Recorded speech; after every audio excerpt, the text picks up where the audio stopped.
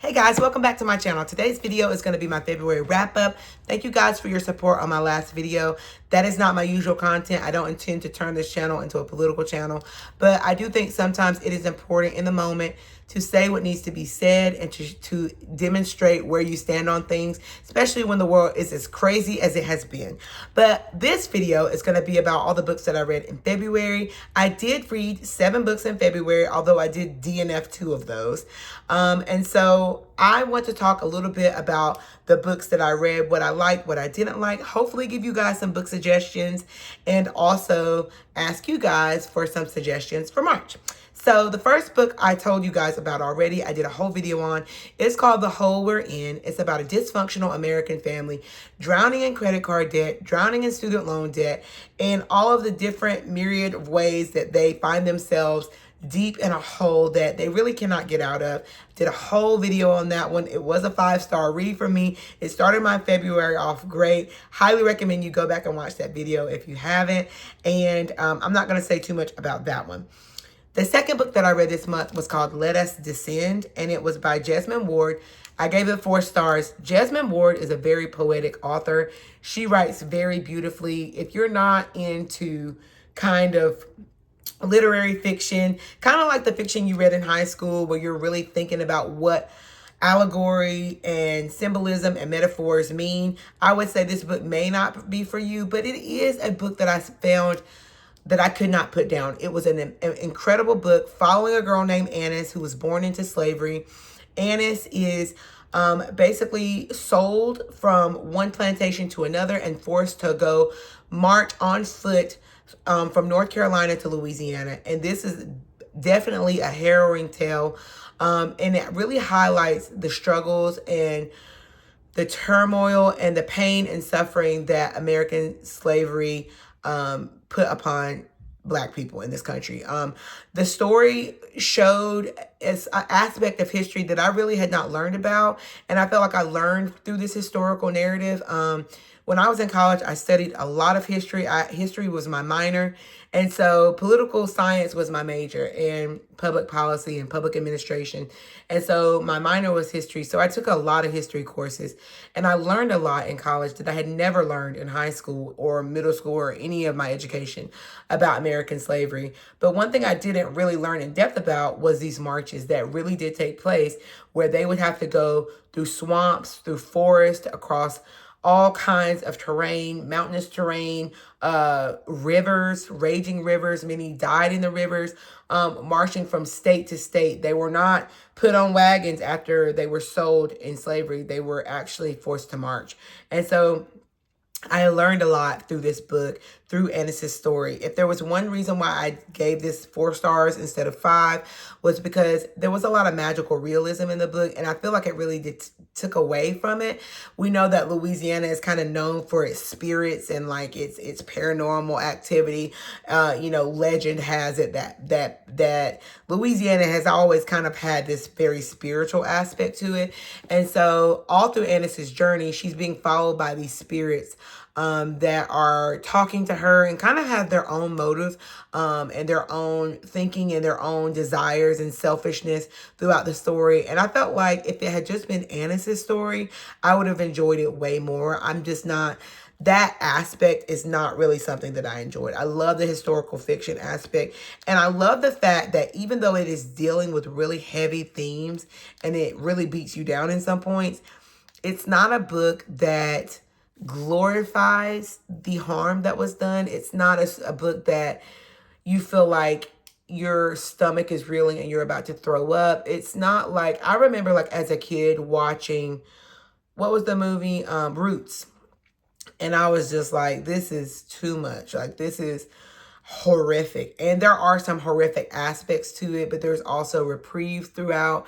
There's good character development. Annis falls into a sapphic romance with one of the other slaves that are on her journey. And so there is a little bit of, like, you can breathe a little bit in the story, but I will say it is heavy. And it's not like heavy in a just depressing way. It's just heavy in the revealing of what happened during American slavery. So it is a book that you have to be in the right headspace for. I wouldn't read this book when I was terribly hormonal. I did cry, especially when Annis was ripped from her mother. I cried.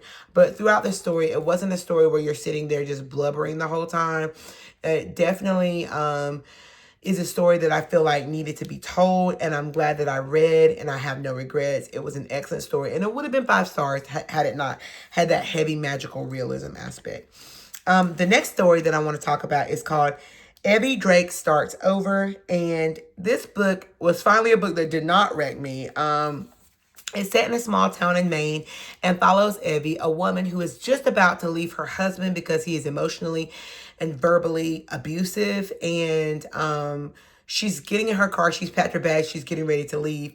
And she gets a call that he's been killed in a car accident. And this is like within the first few pages of the book.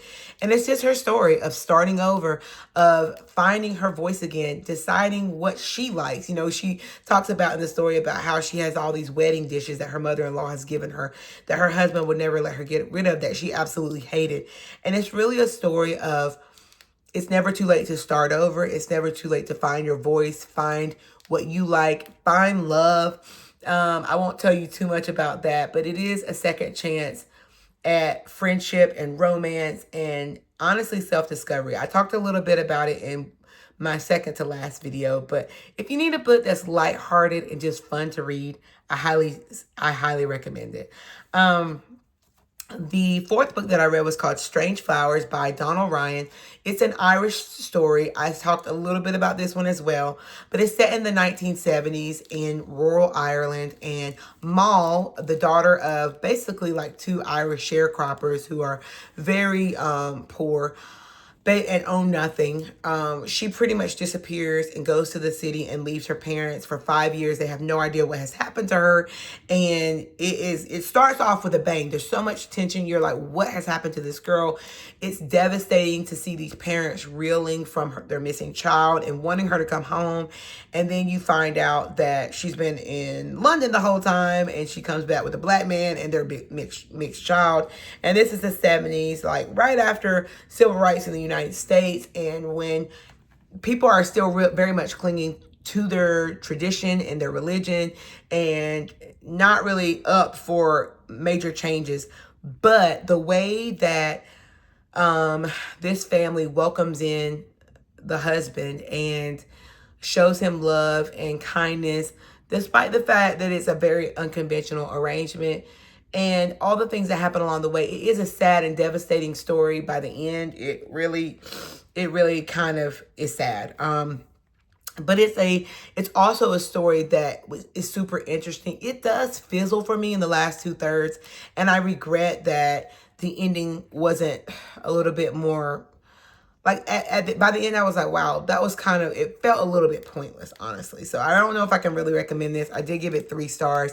If you're in the mood, and maybe my mood, sometimes you just never know when it's your mood that's impacting your reading experience, and all the other crazy stuff that's going on in the world does have an impact on what you enjoy that month. And so maybe if I had read this at a different time, I would have enjoyed it a little bit more.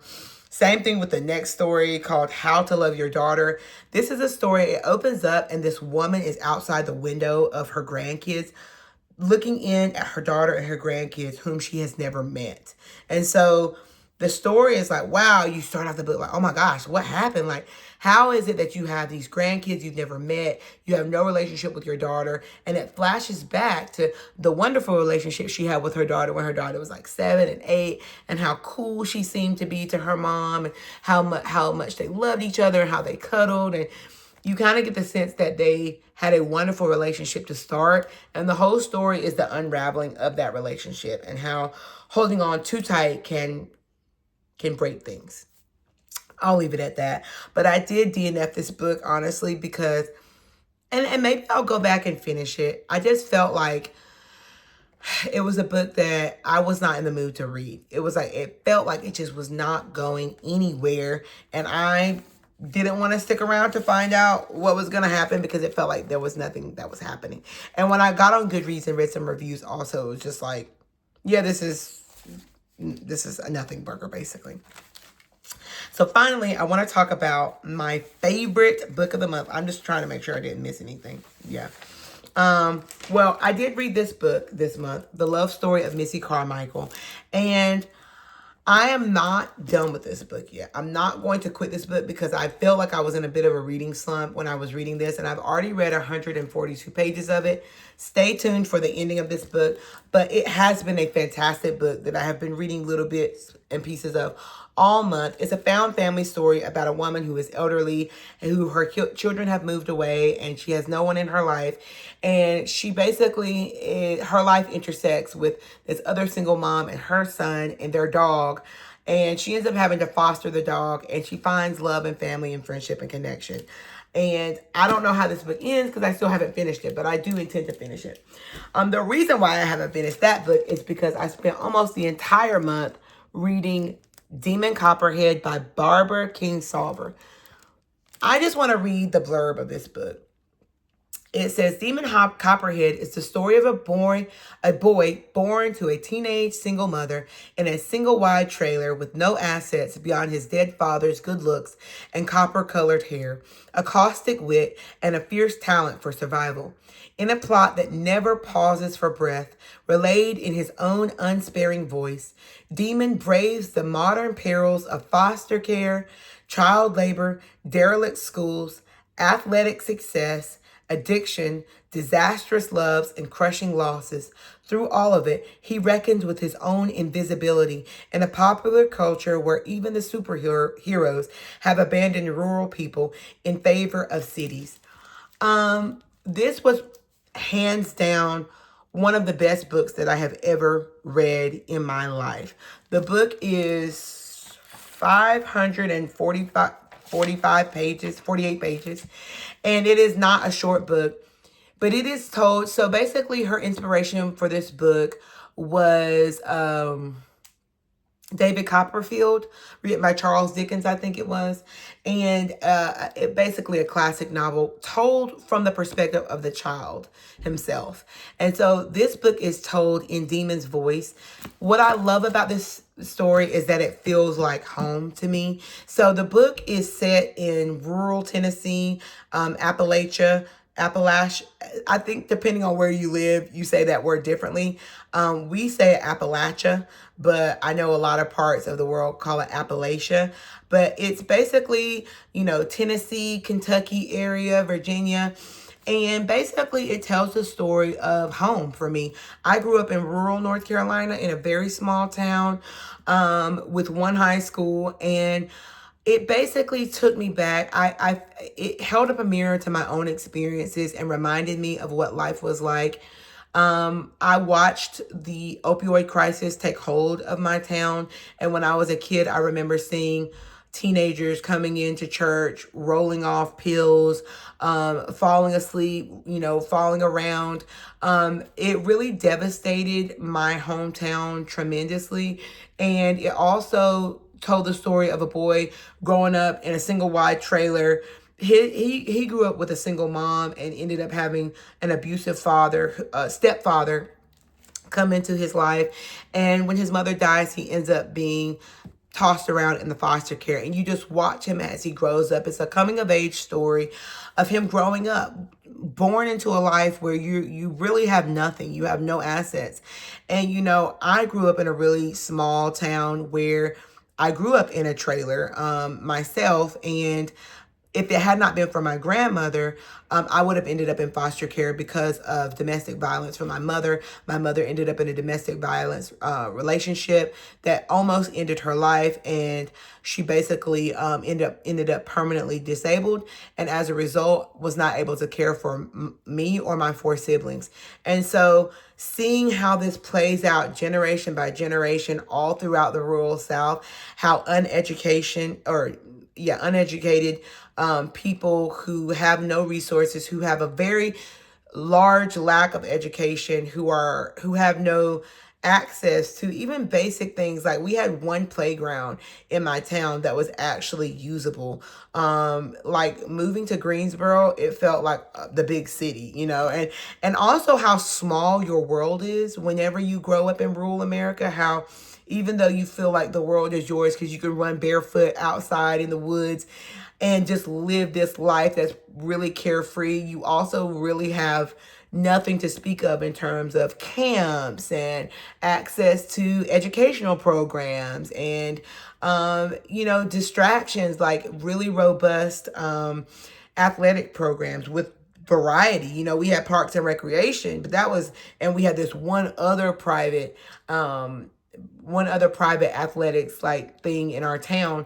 But where I live now, it's like there you can choose from 5 or 6 different athletic things to put your kids in. You have the Children's Museum and the Science Center, and you have all of these different resources. And this reminded me of the way that life was and how, you know, even though you live 2 hours from the beach, it feels like going to another country just to go on vacation every year, just to ride 2 hours outside of your hometown. And the strong pull of ties and religion and family and feeling like you don't have anything if you depart from those things, but yet you have nothing being in those things. It was such a good book because even though those themes sound really difficult, like foster care and addiction and drugs and poverty, those themes are really heavy because it's told in Demon's voice and he is a good old Southern boy. It's told in a way where almost every couple of lines you're laughing, especially if you're from rural America. And it's just hard to believe that this woman wrote the story, because it sounds so authentically Southern. It sounds not in a Southern white woman way, but she wrote the story of a Southern boy, a little Southern boy, honestly mixed race boy, because he has Melungeon Native American or whatever that is, that small kind of minority, but he's a little basically redheaded boy growing up in the rural South, and everything he says, from Jesus and Christmas, you know, just the way that he speaks is so authentically Southern, and all the characters feel so real, so believable. It was my absolute favorite book of the month. You have to read it if you are from the South. I feel like people who are not from the South and did not grow up in rural America may not appreciate it. I saw some comments where people were saying, oh, this is just, you know, white savior, blah, blah, blah.